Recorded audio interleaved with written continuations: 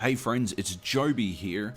I'm going to do something a bit different today. I'm going to rant about something that's ticking me off at the moment, and at the same time I'm also going to be playing Blizzard's new Heroes of the Storm. I got into the alpha yesterday, and I'm going to continue playing practice matches in the background so you can see the heroes and stuff. I'm not going to play and talk at the same time, because when I do that I tend not to talk at all. So I'm going to rant, and then I'm going to play the game, and we'll meld them up using post-processing magic.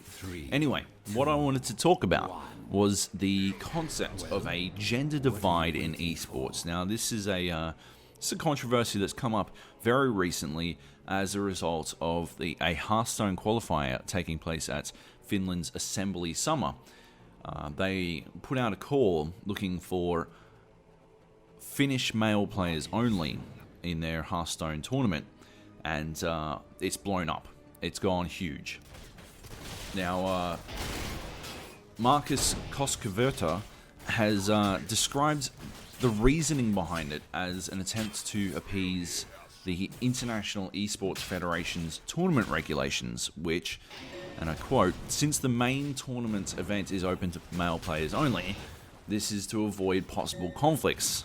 For example, a female player eliminating a male player, among other things."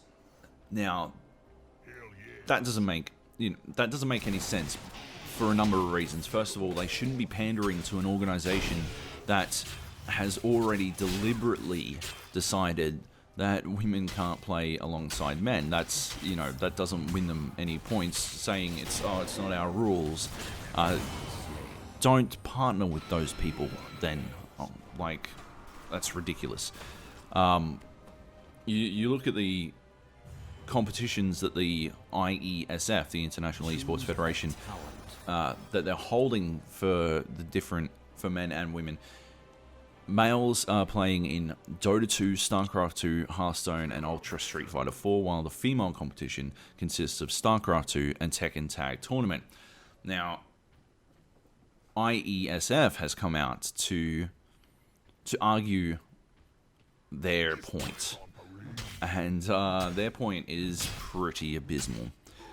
They say that they are, one, promoting female players. I quote again, "We know that esports is largely dominated by male players, and female players are actually a portion of the overall player base. By hosting a female-only competition, we strive to promote female gaming on a global scale." If these are the sorts of favors that they're handing out, I would hate to see what happens when you get on their bad side, because that is spectacularly poor reasoning. The second one, international standards, i.e. the IeSF is very close to getting esports recognized as a true sport like it should be. Part of that effort is to comply with the international sports regulations. For example, chess is also divided into male and female leagues. It's interesting that they should bring up chess, because chess is, at its core, probably the best example of why they shouldn't be splitting the leagues up.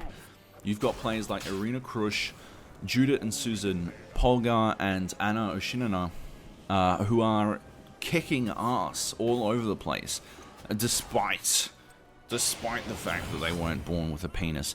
And they are proving that the gender divide in a game like chess is completely unnecessary.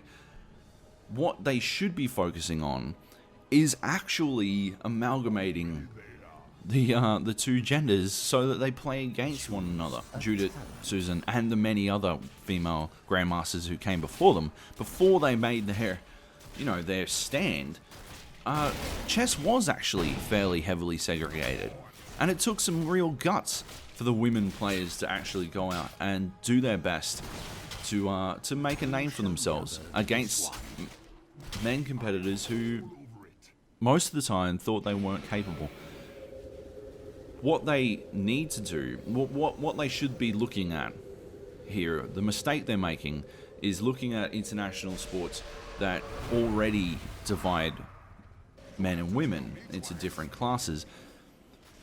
Tennis is a perfect example of why they shouldn't do that. Tennis is a sport where the men play 5 rounds, to the best of 5 rounds, and the women play to the best of 3 rounds. And as a result, the idea of a man versus woman tennis match is almost always hampered by the fact that from a very young age, female players are taught to play to a certain level. They play to 3 rounds. They strategize to play to the best of 3.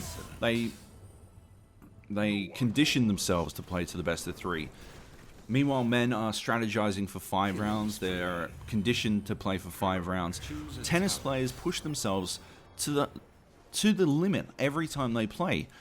So it's unreasonable to expect someone who's played their entire life, expecting to play 3 rounds of tennis, to suddenly start playing 5 rounds. This is one of the arguments that many people make against melding the 2 sports. To create a man versus woman tournament, they would have to start from a very young age in throwing away the handbook in how you teach the 2 different genders how to play tennis. You can see immediate results of the difference between 3 and 5 rounds of something in the UFC, where the championship rounds go championship fights go for 5 rounds, where a fighter like GSP has spent a significant portion of his career fighting to 25 minutes. And the reason the man is constantly capable of getting a decision victory if he wants to in 5 rounds, ignoring things like champion bias and the fact that most of the time he genuinely outclasses his opponents. The reason he's able to do this is because he has experience in playing for 5 rounds. In fighting for 5 rounds. He's already in that mindset when he goes into the octagon.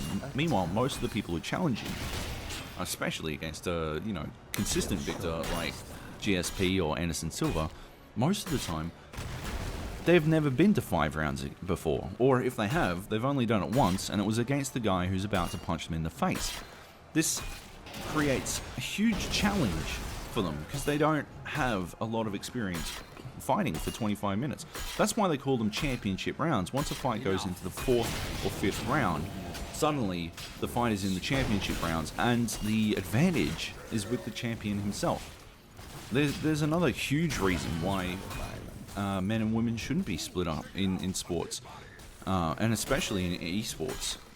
The fact that when a crucible offers less resistance, the refinement it results in will be lowered as well. To be better, you need to play better opponents. That's a basic rule of sports. You've always got to be testing yourself against better opponents. Look at the Nick killer, Reggie Miller, and his sister, Cheryl. We're looking at 2 basketball players of very similar skill in their early years.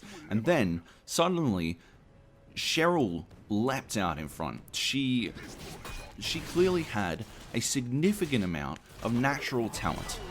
She was very, very good at basketball. And Reggie, at the same time, was obviously still great at the sport, but lagging behind Cheryl. But once Reggie made it into the NBA, the differences were astounding. He was playing against players like Patrick Ewing, Scottie Pippen, Michael Jordan, the best players in the world. And more than that, he was playing with the best coaches in the world, with the best coaching facilities in the world, with the best training facilities. There's always going to be a situation where if you look at the WNBA and the NBA, because the NBA is the highlight, it will attract more money, it will attract more investors, and it will get better training facilities, better opportunities to become better. It's a self-fulfilling prophecy at that point. If you separate the two, like they have with the WNBA and the NBA, the inevitability is that the male player will wind up being better. Segregation of genders is a construct of a bygone era, one steeped in deeply misunderstood, centuries-old gender profiles. Esports is a brand new concept, one only, at most, decades old, and it doesn't make sense for it to pander to outdated ideas. Esports and the IESF shouldn't be attempting to find legitimacy by copying other sports. That doesn't make any sense. It's ridiculous that a system of sports that has redefined how we view and participate with our heroes would attempt to look backwards for help when it's so busy carving a path forward. I cannot stress this enough. There should be no discrimination when it comes to men and women playing esports. They should be treated the same, and they should be given the same opportunities. And anything else is ludicrous. Thanks for listening to my rant. I hope you can forgive me for being completely shithouse at Heroes of the Storm. I don't play a lot of MOBAs. Sorry. If you want to hear more rants from me, let me know in the comments, or hit me up on Twitter at twitter.com/JobyJojo. I'm happy to talk about this more as well if you want to, but keep it civil. I've got no interest in flame warring with anyone. I'm too old for that now, sadly.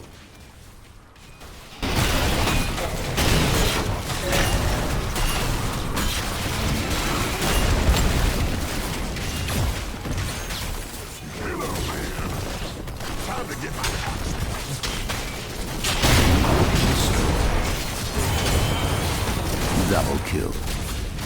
Triple kill. Enemy team dominated. Untouchable.